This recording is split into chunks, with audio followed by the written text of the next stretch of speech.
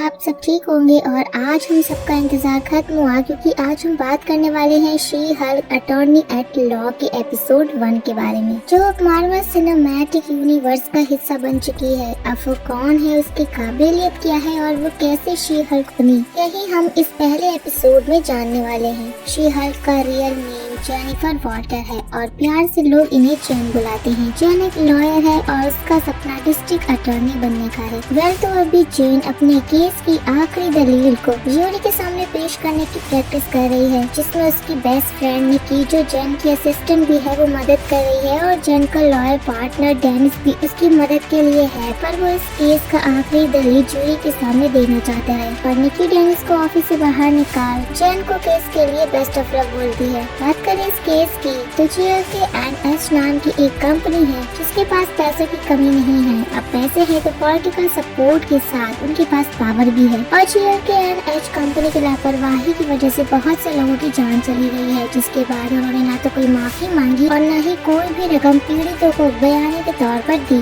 तो जेन jury member को यही समझाने की कोशिश कर रही है कि जिनके पास जितनी ज्यादा पावर होती है उनकी उतनी ज्यादा जिम्मेवारी बनती है। अब जेन निकी के साथ केस पर जाने से पहले वो हम ऑडियंस से फुटबॉल को तोड़कर बात करती है, बिल्कुल डेडपूल की तरह, जो कि काफी कूल था और ये सीरीज की खास बातों में से एक है। सीन पास्ट पे जाता है जहाँ हम जेन को ब्रूस बैनर के साथ देखते हैं। लास्ट टाइम हमने स्मार्ट हल्क को एंड गेम में देखा था, जहाँ चुटकी बजाने के बाद उसका हार्ट डैमेज हो गया था। पर स्मार्ट हल्क ने एक डिवाइस बनाई है जिसमें वो ब्रूस के रूप में रह सकता है। अभी जेन अपने कजन ब्रूस के साथ एक रोड ट्रिप पर जा रही थी, जिसमें ब्रूस अपनी आप बीती जेन को बता रहा था। उनकी बातों में हमें उनके एक और कजिन जेट के बारे में पता चलता है, जो इन्हीं की तरह जीनियस है। जेन को स्टीव रॉगर यानी हमारे कैप्टन अमेरिका की जिंदगी में काफी रुचि थी और वो ये पता लगाना चाहती थी कि स्टीव रोजर वर्जिन था या नहीं, क्योंकि बर्फ में से निकलने की बाद उनकी जिंदगी काफी बिजी रही और उससे पहले वो जंग में ही था। बैनर को जवाब देता तभी उसके सामने सकार की एक स्पेसशिप आ जाती है, जो कि ऐसे ही शिप से थॉर रैग्नारॉक में ब्रूस, थॉर और वेलकरी के साथ सकार प्लैनेट से निकला था। फिर तो उनका एक्सीडेंट हो जाता है। जेन जैसे तैसे करके बैनर को कार से निकालती है, पर बैनर जेन को उससे दूर रहने के लिए बोल रहा था क्योंकि उसका खून निकल रहा था। जब तक जेन बैनर से दूर होती, बैनर का खून जेन की बॉडी पर लगी चोट से होते हुए उसके अंदर चला जाता है, जिससे जेन शी हल्क में बदल कर अनकॉन्शियसली होकर वहाँ से भागती है। वहीं बैनर भी हल्क में बदल जाता है। अब रात होने पर जेन को जंगल में होश आता है। जंगल से बाहर निकलकर जेन एक क्लब के वॉशरूम में आती है। वहाँ वो सिचुएशन समझ ही रही थी कि कुछ ट्रांस लोग वहाँ आते हैं, जो कि जेन की बुरी हालत को देख कर समझते हैं कि उसका बॉयफ्रेंड के साथ बहुत बुरा वाला झगड़ा हुआ है और वो सब लोग जेन को कपड़े पहनाकर उसका मेकअप करने लगती हैं। पर जेन उनसे फोन लेकर बैनर को कॉल करके उसे बुलाती है। जब जेन क्लब के बाहर बैनर का इंतजार कर रही थी, तभी कुछ पीवड़े जेन को जबरदस्ती छेड़ने लगते हैं। जेन उन्हें इग्नोर करके वहाँ से जा ही रही थी, पर वो लड़के अब बदतमीजी पर उतर आए थे, इसलिए जेन गुस्से में शी हल्क बनकर उन सबको ठोकने ही वाली होती है कि स्मार्ट हल्क वहाँ आकर शी हल्क को रोक लेता है। अगली सुबह जेन की नींद एक कमरे में खुलती है। कमरे में रखी टी शर्ट को पहनने के बाद जब वो बाहर आती है तो पता चलता है कि वो मैक्सिको के आइलैंड पर है।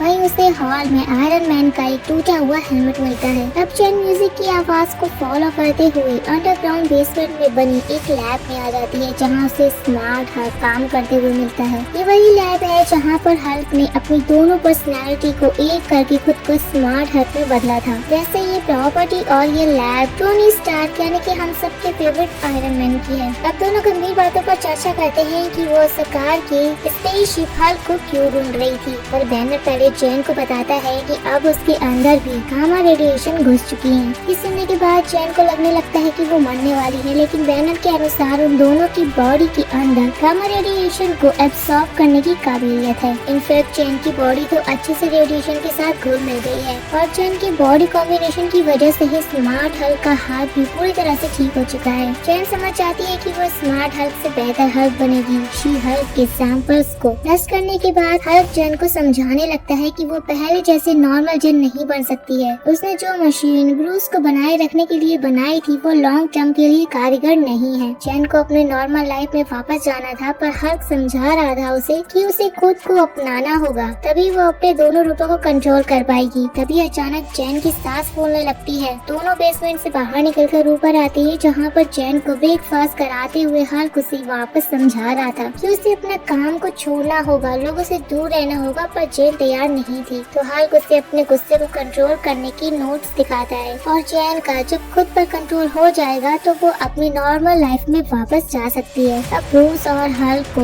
एक करने में उसको 15 साल लगे थे। इस बात से जैन बहुत परेशान थी कि उसे भी 15 साल प्रैक्टिस करनी होगी। बैनर ने जैन के पेरेंट्स को कॉल करके बता दिया था कि वो जैन के साथ कहीं घूमने जा रहा है और अब हल्क जैन को एक चैम्बर में डालकर ये जानने की कोशिश करता है कि जैन कब शी हल्क में बदलेगी, क्योंकि डर और गुस्सा उन्हें हल्क में बदल देते हैं। जैसे डर और गुस्सा हर औरत को बदल देता है। तो स्मार्ट हल्क चैम्बर में लगे कटर्स को ऑन करता है। उन कटर्स को देखकर जैन डर कर पैनिक कर रही थी, पर वो तुरंत शी हल्क में बदलकर उन कटर्स को तोड़ फोड़ देती है और चैम्बर का गेट उखाड़ कर स्मार्ट हल्क पर फेंकती है, जिससे बेचारे स्मार्ट हल्क का करोड़ों का नुकसान होता है। पर वो ये जानकर शॉक था कि शी हल्क बनने के बाद भी जैन अपने ही कंट्रोल में थी। मतलब शी हल्क से काफी अलग है। स्मार्ट हल्क की बॉडी में बैनर और हल्क 2 लोग रहते हैं और जैन के शरीर में सिर्फ जैन ही रहती है, पर वो गुस्से में हरी भरी शी हल्क बन जाती है, वो भी अपने पूरे होशो हवास में। लेकिन अभी भी उन्हें ये पता करना होगा कि जैन खुद को शी हल्क में और शी हल्क खुद को जैन में कैसे बदले। जैसे कि हम जानते हैं हल्क को नताशा लोरी सुनाकर बैनर में बदल देती थी, वैसे ही कुछ उन्हें शी हल्क के लिए ढूंढना होगा। जैन अभी भी हल्क की बातें नहीं सुन रही होती है, क्योंकि उसे अपनी नॉर्मल लाइफ में वापस जल्दी जाना था। और जब हल्क उसे समझाता है कि अगर उसने खुद पर काबू नहीं किया तो लोग उसे मॉन्स्टर समझकर उससे नफरत करेंगे। स्मार्ट हल्क की बातों की गहराई को जैन समझ जाती है और खुद को स्टेबल करने के लिए वो स्मार्ट हल्क के साथ प्रैक्टिस शुरू कर देती है। तो सबसे पहले वो डायलेक्टिकल बिहेवियर थेरेपी पर काम करते हैं। इस थेरेपी की मदद से वो 2 विरोधी हालात को एक साथ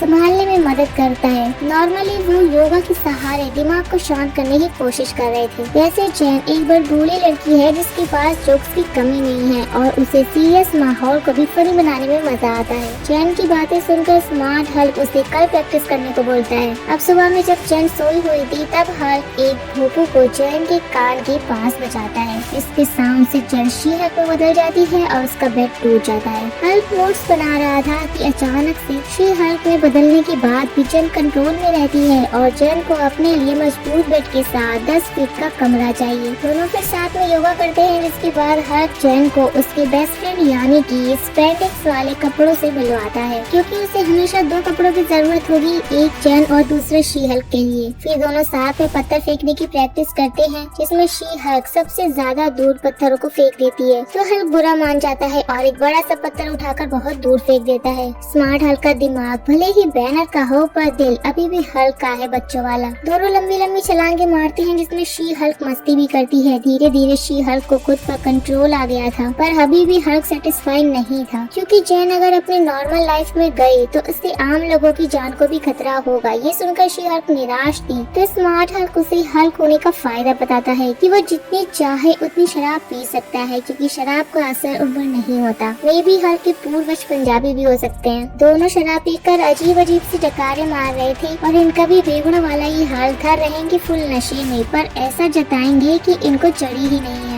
नशे में हल्क अपने करीबी दोस्त टोनी को याद करता है कि कैसे रिप के बाद जब आधी दुनिया गायब हो गई थी तो उन्होंने नशे में स्टीव के चुगले करते हुए इस बार को बनाया। वक्त मुश्किल था, फिर भी दोनों ने खुल कर जिया था यहाँ पर। फिर दोबारा दोनों भयंकर डकार की आवाज निकालते हैं, जिसे सुनकर आस पास के पंछी भी वहाँ से भाग जाते हैं, वो भी रात में। सुबह को जैन को भयंकर हैंगओवर होता है और जूस पीने के बाद हल्क वापस से जैन को योगा करवा रहा था, पर जैन को भी अपनी लाइफ में वापस जाना था, क्योंकि अटॉर्नी बनने में उसने बहुत मेहनत की है। पर हल्क उसे वापस से समझाने लगता है कि उसे अपने गुस्से पर कंट्रोल रखना होगा, क्योंकि अब वो एक सुपर हीरो है। पर जैन को कोई सुपर हीरो नहीं बनना था। तो जैन अपनी बात रखती है कि वो एक औरत है और उसे अपने गुस्से पर पूरा कंट्रोल है, क्योंकि उसे लोग जब रास्ते पर छेड़ते हैं या कुछ लोग उसे ही उसके प्रोफेशन के बारे में समझाने लगते हैं, तब वो अपने गुस्से को अच्छे से कंट्रोल कर लेती है। ये बोलते ही बोलते जैन शी हल्क में बदल जाती है और हल्क को लगता है कि जैन गुस्से की वजह से शी हल्क में बदली, पर जैन उसे शी हल्क में बदल कर हल्क को दिखा रही थी कि अब उसे उसके गुस्से पर पूरा कंट्रोल है। इसलिए जैन अब अपना सामान जीप पे रख कर वहाँ से निकल रही थी, पर हल्क उसे रोकता है क्योंकि उसकी भी जिम्मेदारी है कि वो अपनी पावर्स की मदद से लोगों की भलाई करे। पर जैन अपनी वकालत की पढ़ाई से लोगों का भला करना चाहती थी, ना कि शी हल्क बनकर। वो किसी सीक्रेट गवर्नमेंट एजेंसी के साथ जुड़कर अपनी जिंदगी जान करना चाहती थी। जाने से पहले जैन